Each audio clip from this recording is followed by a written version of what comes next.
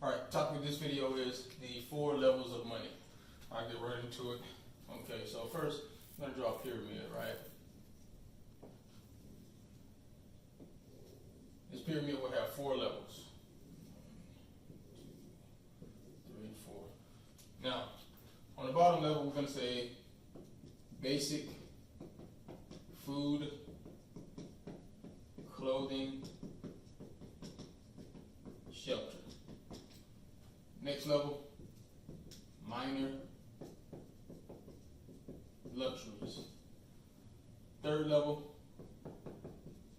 financial freedom. Fourth level, holy grail, power. All right, so I'll start by numbering these levels, right? 1, 2, 3, 4.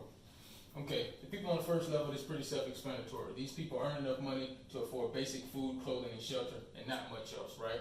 Okay, sometimes they don't even have jobs that pay them enough in order to afford basic food, clothing, and shelter, and they have to get subsidized by the government from one of those various programs that the government uses to subsidize poor people, right? But level 1, basic food, clothing, and shelter. Level 2 is what I call minor luxuries. Now, the minor luxuries that I'm talking about, now these people on level 2, they can afford maybe a nicer car. Now they can afford a house. They can move out of an apartment, and now they can afford a house. Most times they buy a house bigger than the one they need.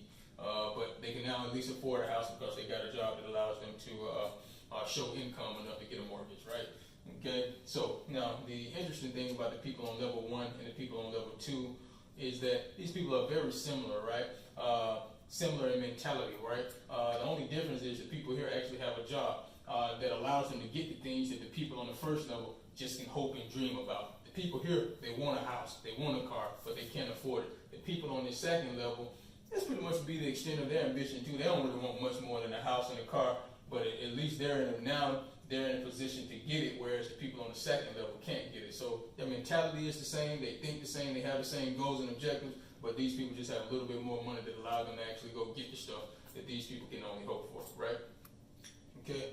On this third level, I'm talking about financial freedom. Now, different people, depending on who you talk to, they'll define financial freedom 100 different ways if you talk to 100 different people. The way I'm defining financial freedom is basically having, you set yourself up in a situation where you took the money that you were earning in that wage-paying job, the money that you were earning in that salary-paying job, and then you invested it in assets, right? You invested your salary or your wage in enough assets that now these assets now are paying you income, and that income itself can now allow you to that income that's being produced from those assets are now paying your living expenses, right? So you don't even have to have a job and you can have minor luxuries because the income from your assets are paying for your house, paying for your car, paying all of your other expenses, monthly expenses, so on and so forth, right? So financial freedom, the people on level 3 and level 2 have a lot of similarities, especially from the outside looking in, from a person from the outside looking in, right? They would think that these people basically are living the same life because the lives look similar on the surface,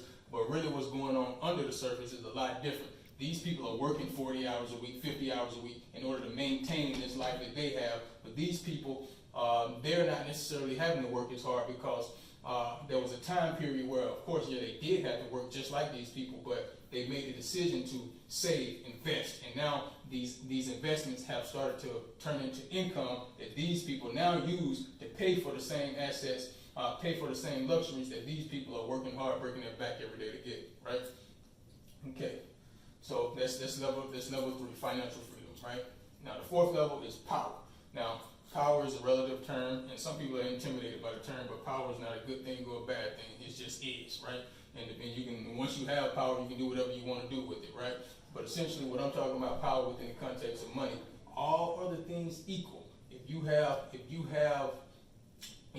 more financial power, more money, then you have more power. All other things equal. Of course, money isn't everything, but like I'm saying, holding all those other things equal, the more money you have, the more power you have. Meaning, how does power manifest itself? It manifests itself in influence. How can you influence people? How can you influence things? How can you influence events? And that's where power comes into play. And the more money you have, the more you can influence all of those different things. Now you may be wondering, what's my point? Well, the point is this: anytime that you start talking about money, then you need to start talking about your goals and objectives, right? You have to. So the purpose of the 4 stages of money and me drawing this pyramid is to kind of give you a picture, a starting point of helping you decide where is it that I want to be financially, right? And then you look at the 4 stages of money, then you figure out, do I want to be here? Do I want to be here? Do I want to be here? Then you start to contemplate what does it take in order to get there. And then you can have a very serious conversation with yourself, a very honest conversation with yourself about, are you willing to do the things that it takes in order to hit the level that you want to hit?